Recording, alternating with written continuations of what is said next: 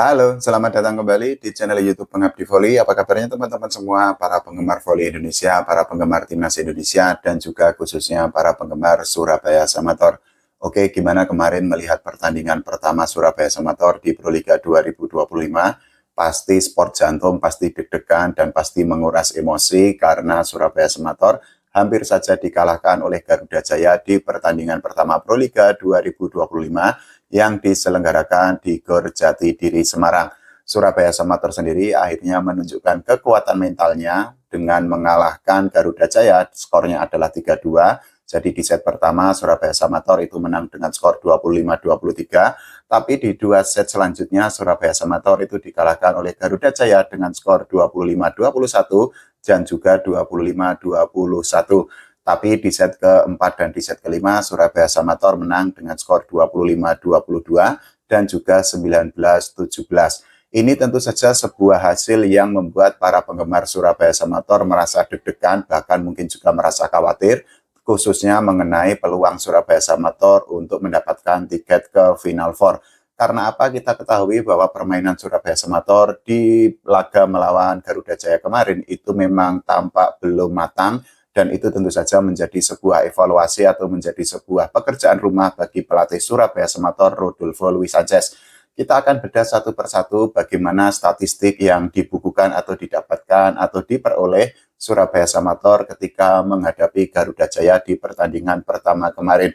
Jadi dari sisi attack Surabaya Samator itu memang masih unggul dibandingkan Garuda Jaya. Surabaya Samator itu mendapatkan 66 poin dari attack, sedangkan Garuda Jaya cuma mendapatkan 61 poin. Dari sisi blok, lagi-lagi Surabaya Samator itu juga masih unggul dibandingkan Garuda Jaya, karena Rama Faza Fauzan dan kawan-kawan itu mendapatkan 10 poin dari blok, sedangkan Garuda Jaya itu hanya mendapatkan 8 poin. Dari sisi serve, tapi memang Surabaya Samator itu kalah dibandingkan Garuda Jaya, karena para pemain Surabaya Samator itu hanya mendapatkan 2 poin dari serve, sedangkan Garuda Jaya itu memperoleh 4 poin. Nah, ini yang menjadi PR besar adalah error yang dilakukan oleh para pemain Surabaya Samator ketika bertanding melawan Garuda Jaya.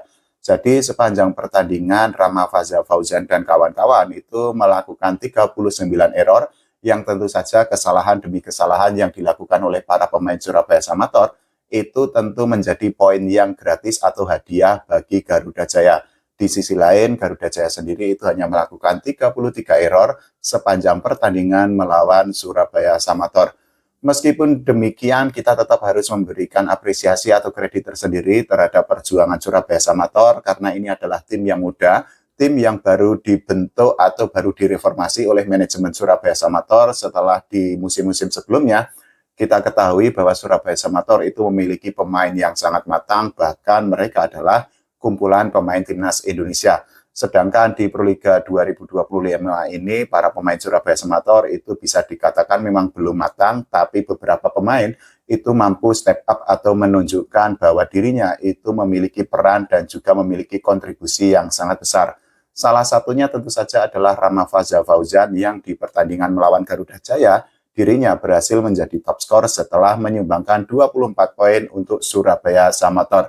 Nah, selain itu juga ada Hayun Muhammad. Ini adalah pemain baru Surabaya Samator yang didatangkan untuk menghadapi Proliga 2025. Hayun Muhammad sendiri itu juga tampil cukup impresif sepanjang pertandingan. Dirinya itu mencetak 17 poin untuk Surabaya Samator. Di kubu Garuda Jaya itu ada Dawuda yang mencetak 20 poin sepanjang pertandingan, dan juga ada pemain asing Napadet Brinijije yang mencetak 16 poin untuk Garuda Jaya ketika menghadapi Surabaya Samator.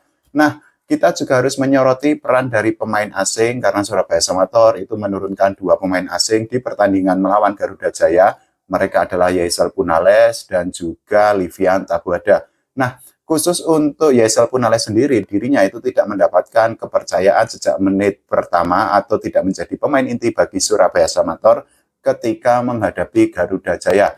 Meskipun demikian, Yaisel Punales itu langsung menjadi pemain atau dimasukkan ke dalam lapangan di 3 set terakhir, dan kontribusi yang ditunjukkan oleh pemain asal Kuba itu ternyata cukup gacor bagi Surabaya Samator. Jadi sejak masuk di 3 set terakhir, Yaisel Punales itu sukses mencetak 11 poin untuk Surabaya Samator, dirinya di set ketiga itu memang hanya mencetak 1 poin saja. Tapi di set keempat dan di set kelima dirinya itu berhasil mencetak 10 poin, di set keempat dirinya mencetak 5 poin, dan di set kelima dirinya itu juga mencetak 5 poin. Ini tentu saja menjadi sebuah hal yang patut dipertimbangkan oleh pelatih Surabaya Samator Rodolfo Luis Sanchez untuk menghadapi pertandingan-pertandingan selanjutnya di Proliga 2025. Selain itu, kita juga harus menyoroti peran yang ditujukan oleh Livan Tabuada yang berposisi sebagai setter inti atau pemain inti di Surabaya Samator ketika menghadapi Garuda Jaya.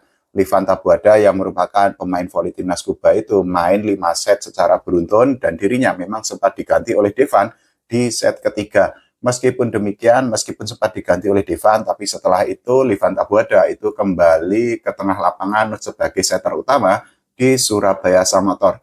Sepanjang pertandingan kita memang harus mengakui bahwa chemistry yang terbangun antara Livan Tabuada dengan hitter-hitter yang dimiliki oleh Surabaya Samator itu memang belum padu, dan ini merupakan hal yang wajar karena memang Livan Tabuada itu belum berlatih dalam waktu yang sangat lama dengan para pemain Surabaya Samator.